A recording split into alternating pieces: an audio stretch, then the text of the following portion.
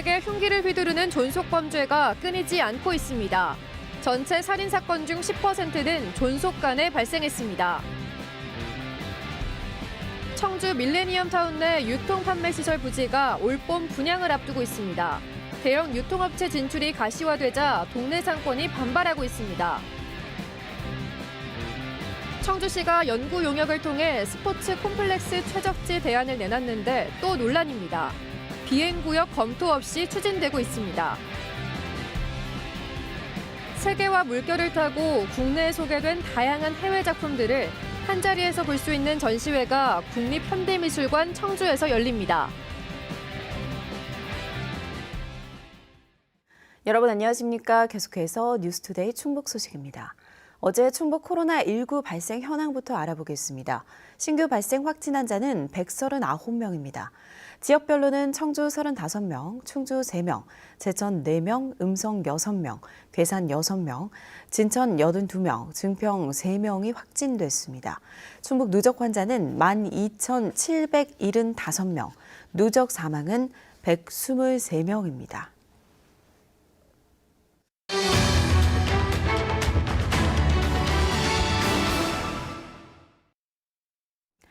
네, 어제 이 시간을 통해 청주시가 스포츠 컴플렉스 최적지로 아직 계획도 잡히지 않은 산업단지 부지를 검토하고 있다는 소식 전해드렸는데요.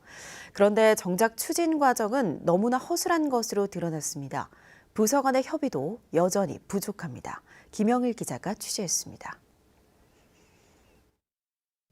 종합운동장과 체육관, 야구장 같은 체육시설을 한 곳에 모으는 스포츠 컴플렉스. 청주시는 6년 전 주중동 일대를 1순위 후보지로 선정했지만 여전히 첫 삽도 뜨지 못하고 있습니다. 문제는 6,312억 원이 넘는 사업비. 청주시는 결국 연구개혁을 통해 대안을 찾고 있습니다. 기존의 사직동 체육시설을 리모델링하거나 현재 오창읍 강리와 기암리 일원에 추진 중인 일명 네오테크밸리 산업단지에 추진하겠다는 겁니다. 제안 들어왔던 게 있으니까 방향은 그렇게 가고 있다라는 거, 그걸 얘기하는 거지.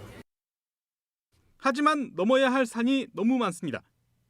해당 산업단지 부지가 비행안전 6구역에 포함돼 군사기지 군사시설보호법상 고도 제한이 있다 보니 일정 높이 이상의 건물을 짓거나 시설물을 설치할 수 없기 때문입니다.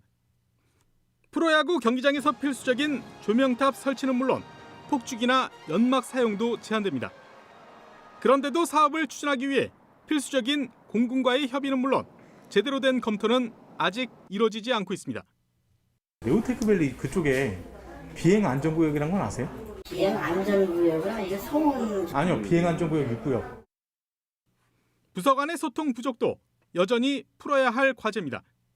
저희하고는 뭐 사업 계획을 가지고 주어서 이렇게 한 거는 없었어요.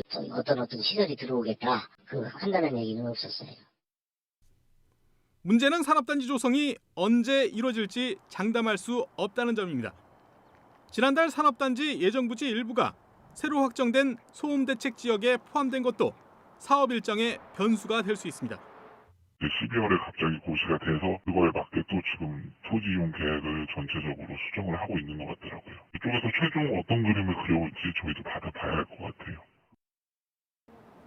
하지만 청주시는 중복 사업이 될 수 있다며 당장 내년 말 준공 예정이었던 오창야구장 사업까지 중단했습니다.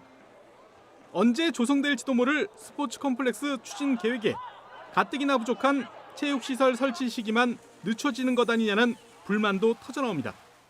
그런 횡령착오를 두 번 다시 반복해서는 안 되는데 또 다른 사업은 아직 확정이 되지도 않은 상태 이 사업을 갖다가 일몰을 시켜버리면 그 가운데서는 이게 주민들이 그냥 몇 년이 벙 떨 수도 있는 거잖아요. 안전도 문제입니다. 스포츠 컴플렉스 예정 부지는 중부 고속도로와 오창 나들목 그리고 국도로 둘러싸인 형태인데 전문가들은 사실상 고립된 부지여서 대규모 인원이 대피해야 할 상황에서 안전사고 위험이 높아진다고 경고합니다. 순식간에 이동이 원활하게 안전 상황에서 이동할 수 있는 여러 가지 경로들이 마련돼야 되는데 인구 이동에 대한 배려나 고려가 전혀 되어 있지 않는 게 보여집니다. 그래서 6년째 한 치 앞도 나가지 못한 채 제자리 걸음이었던 청주 스포츠 컴플렉스 사업. 이번에도 요란하게 변죽만 눌리다 끝나는 것은 아닌지 우려의 목소리가 커지고 있습니다. MBC 뉴스 김영일입니다. 지난 18일 밤 충북 청주의 한 아파트에서 10대 아들이 휘두른 흉기에 50대 아버지가 숨지는 사건이 일어났습니다. 또 지난달에는 어머니에게 흉기를 휘두른 자녀들이 잇따라 붙잡히기도 하는 등 존속을 상대로 한 범죄가 꾸준히 발생하고 있습니다. 김은초 기자입니다. 늦은 밤 충북 청주의 한 아파트. 구급대원이 건물 안으로 뛰어들어가고 곧이어 온몸에 상처투성이가 된 50대 남성이 들것에 실려 나옵니다. 몸에 붕대를 감고 산소 마스크를 낀 채 병원으로 옮겨진 이 남성은 치료를 받다 숨졌습니다. 너무 상처가 크고 출혈이 심해서 출혈량을 우선은 조절해야 돼서 바로 지혈 압박했거든요. 이송을 하면서 점점 의식이 더 처지고 나중에는 아예 자극이 없고 반응이 없으셨어요. 50대 남성에게 흉기를 휘두른 건 10대 아들이었습니다. 아들은 정신질환으로 치료를 받고 있었는데 최근 약을 복용하지 않은 상태였던 걸로 전해졌습니다. 경찰은 정신병원에 입원시키겠다는 아버지의 말에 아들이 화를 참지 못하고 범행을 저지른 걸로 보고 아들에 대해 구속영장을 신청할 계획입니다. 앞서 지난달 4일에는 청주 오창읍에서 20대 아들이 잔소리 문제로 말다툼을 벌이던 60대 어머니를 둔기로 살해했고 지난달 30일에는 법원으로부터 접근 금지 명령을 받은 40대 딸이 어머니가 운영하는 식당을 또 찾아가 돈을 달라며 흉기를 휘둘렀다 구속되는 등 존속 범죄가 끊이지 않고 있습니다. 가족이란 개념이 없어지니까 흐려지니까 이제 타인으로 인식하게 되는 거고 또 타인이 나에 대한 간섭, 통제, 억압으로 받아들여지게 되면 그에 대한 반항이 이루어지게 되는 거고 그게 물리력 행사, 유형력 행사로 나타나게 되는 거죠. 지난 2020년 발생한 전체 살인사건 308건 중 약 10%인 28건이 존속을 상대로 일어났습니다. MBC 뉴스 김우초입니다. 오는 6월 충북교육감 선거에 윤건영 청주교대 교수가 가세했습니다. 청주교대 총장을 지낸 윤건영 교수는 어제 기자회견을 열고 현장에서 헌신하는 교육자들과 함께 충북을 선도적인 모범 교육도로 발전시키겠다며 교육감 출마를 공식 선언했습니다. 또 학교 교육 정상화와 함께 학생들의 교육력 향상에 집중하겠다고 강조했습니다. 이로써 충북교육감 선거는 3선에 도전하는 김병호 교육감과 충청대 심의교 명예교수, 김진균 청주 복명중 교장, 윤건영 교수 등 4파전 구도로 잠정 확정됐습니다. 국민의힘 소속 최명현 전 제천시장이 오는 6월 지방선거에 시장 출마를 선언했습니다. 최 전 시장은 어제 제천시청에서 기자회견을 갖고 국가산업단지와 일반 산업단지를 추진해 우량기업을 유치하고 양질의 일자리 창출과 지역경제 활성화에 총력을 기울이겠다고 밝혔습니다. 앞서 더불어민주당 장인수 전 정책위 부의장과 국민의힘 김창규 전 대사도 제천시장 출마를 선언했습니다. 쇼핑과 문화 용도의 청주 밀레니엄 타운이 용지 분양을 앞둔 가운데 국내외 굴지의 대형 유통사들이 일제히 청주 진출을 주시하고 있습니다. 위협을 느낀 지역 상권이 즉각 반대 전선을 구축했는데 정작 여론은 분분합니다. 심춘만 기자입니다. 쇼핑과 문화시설이 집적화될 60만 제곱미터 규모의 청주 밀레니엄 타운. 이 가운데 대형 유통 판매 시설을 담을 10만 제곱미터 부지가 4월 분양을 앞둔 상태입니다.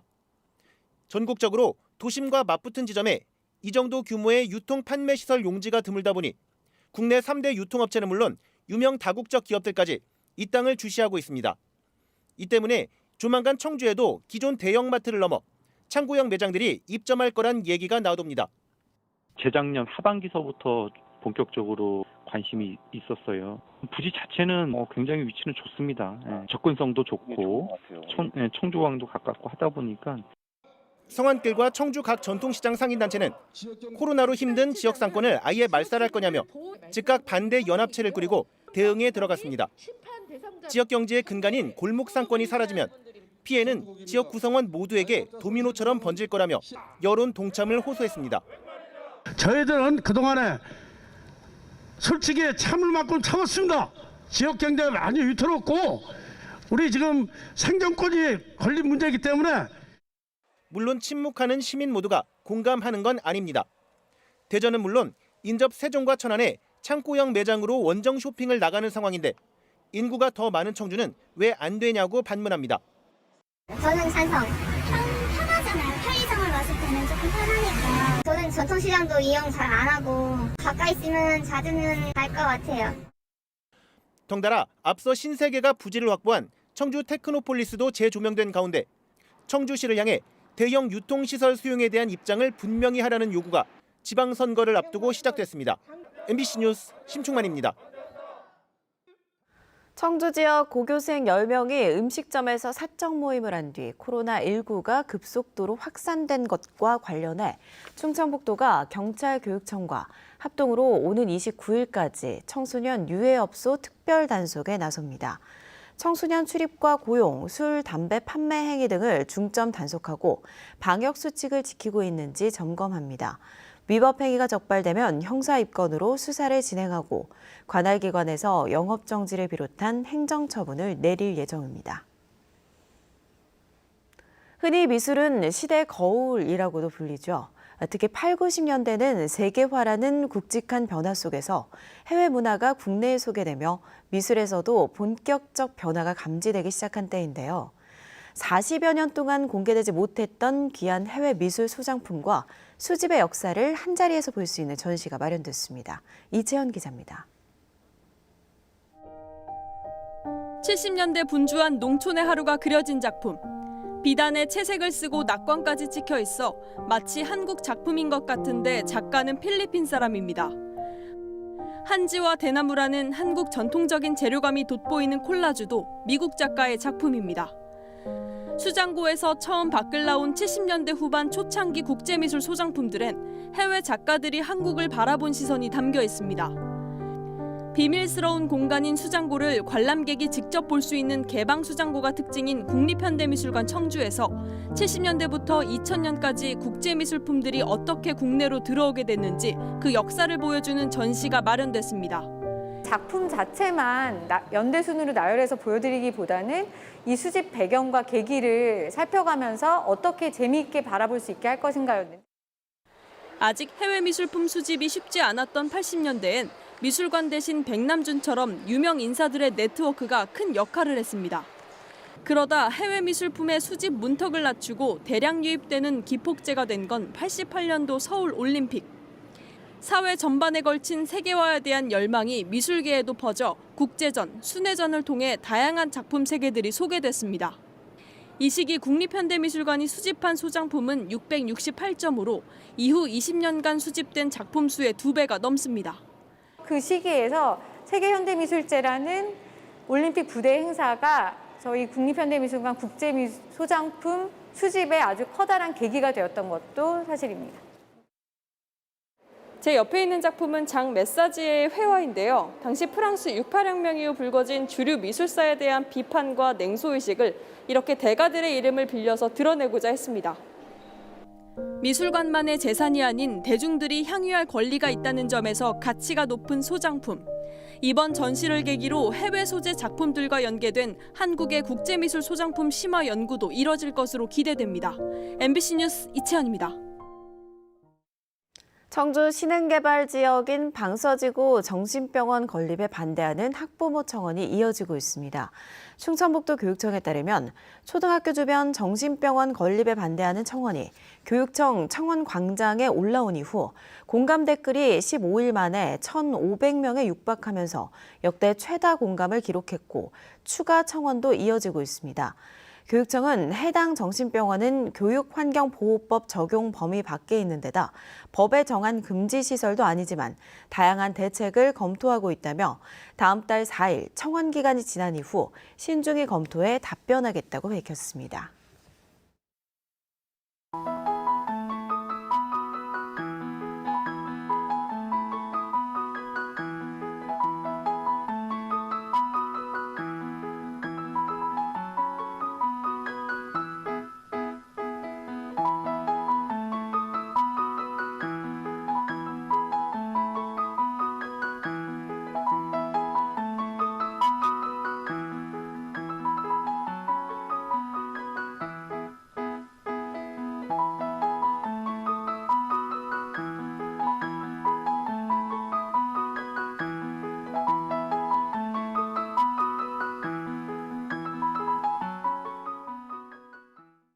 3월 대선과 6월 지방선거를 앞두고 청주지방검찰청은 충북경찰청, 선거관리위원회 등 유관기관과 대책회의를 열고 선거범죄에 엄정 대응하기로 했습니다.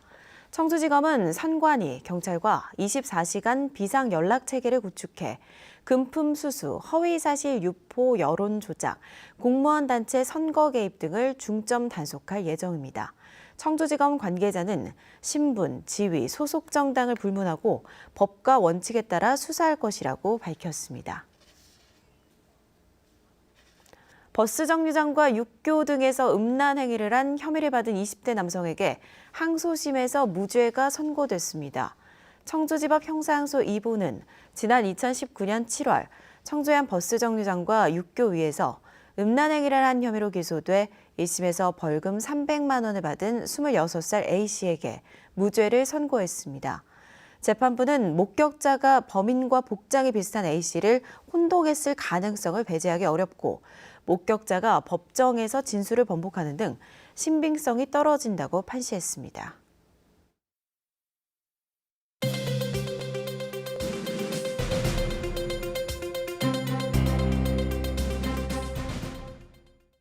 충주에서 지역 농산물을 활용한 빵이 개발됐습니다.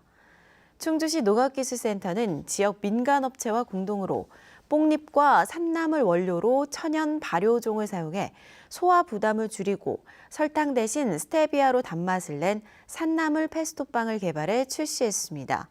산나물 페스토빵은 지난해 충주시와 백종원 대표의 외식산업개발원이 지역 농업 경영체를 대상으로 진행한 창업 메뉴 개발 교육과정에서 개발됐으며 충주시 자체 경연대회에서 가장 우수한 평가를 받았습니다. 청주시가 미세먼지 배출을 줄이기 위해 가정용 전옥스 보일러 설치를 지원합니다. 지원 대수는 8,400여 대로 가정용 전옥스 보일러로 교체하거나 새로 설치한 가정에 대당 10만 원씩 지원하고 형편이 어려운 가정에는 60만 원까지 지원됩니다. 지원 희망자는 다음 달 28일까지 청주시 기후대기과로 신청하면 됩니다. 전옥스 보일러는 질소 산화물 발생량이 일반 보일러보다 최대 80% 적게 배출돼 미세먼지와 온실가스 감축에 효과가 있는 것으로 알려졌습니다. 보훈금 보건소가 만성질환이 있는 주민 60명을 대상으로 모바일 헬스케어 서비스를 제공합니다. 의사와 영양사, 간호사, 운동 처방사가 모바일 앱을 통해 1:1 맞춤형 건강 상담을 해주는 것으로 혈압이나 공복 혈당, 허리둘레, 중성지방, HDL, 콜레스테롤 중 건강 위험 요인이 1개 이상 있는 19세에서 50세 성인을 대상으로 신청을 받을 계획입니다. 보훈금 보건소는 참여자들에게 모바일 연동 스마트밴드를 지급하고 우수 참여자에게는 소정의 상품도 제공합니다. 충청북도가 폐기물 발생을 억제하고 순환이용을 촉진하기 위해 올해 518억 원을 투자합니다.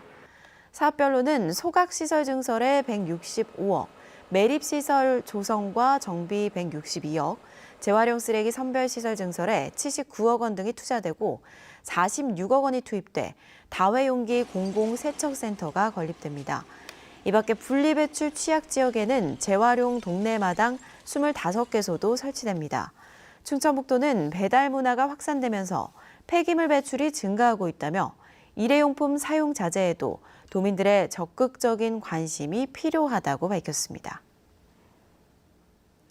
설 연휴가 있는 1, 2월에 택배와 상품권 거래로 인한 소비자 피해가 집중되는 것으로 나타났습니다. 한국소비자원과 공정거래위원회는 최근 3년간 택배와 상품권 거래 피해 구제 신청을 분석한 결과 1월과 2월에 전체 피해 20%가량이 집중됐다고 밝혔습니다. 주요 피해 사례는 택배 물품 파손, 분실, 배송 지연, 유효기간 지난 상품권 판매 등입니다. 소비자원은 증빙 자료를 확보하고 택배 수령일부터 14일 이내에 사업자에게 피해 사실을 알려야 하며 할인율이 높은 상품권은 사기일 가능성이 큰 만큼 가급적 구매하지 말 것을 당부했습니다. 외국인 학생과 다문화 가정의 학생들을 위한 한국어 교육 과정이 확대됩니다. 충북국제교육원은 취약을 희망하는 외국인과 다문화 가정 아이들의 한국어 교육 과정인 디딤돌 과정에 초급반 2개 반을 신설하기로 했습니다. 초등과정은 기초와 초중 고급, 학습 한국어 등 5개 반으로, 중등과정은 초중 고급 3개 반으로 확대 운영됩니다. 올 12월까지 매주 5차례 운영되며 초중고 취약을 희망하는 외국인이나 다문화 가정 중도 입국 자녀는 누구나 참여할 수 있습니다. 충청북도가 비영리 민간단체를 대상으로 공익활동 지원 사업을 오는 24일부터 다음 달 16일까지 공모합니다. 지원사업 유형은 사회통합과 시민사회 활성화, 자원봉사, 기부, 문화 등 11개 분야로 200만 원에서 3천만 원까지 사업비가 지원됩니다. 충청북도는 외부 전문가로 구성된 공익사업 선정위원회의 심의를 거쳐 지원사업과 금액을 결정하게 됩니다. 도내에 등록된 비영리 민간단체는 올 1월 현재 501개로 지난해에는 75개 공익사업이 지원을 받았습니다. 어제 오전 8시 반쯤 청주시 율량동의 한 고등학교에서 건물 보수 공사를 하던 60대 노동자가 6m 아래로 떨어져 숨졌습니다.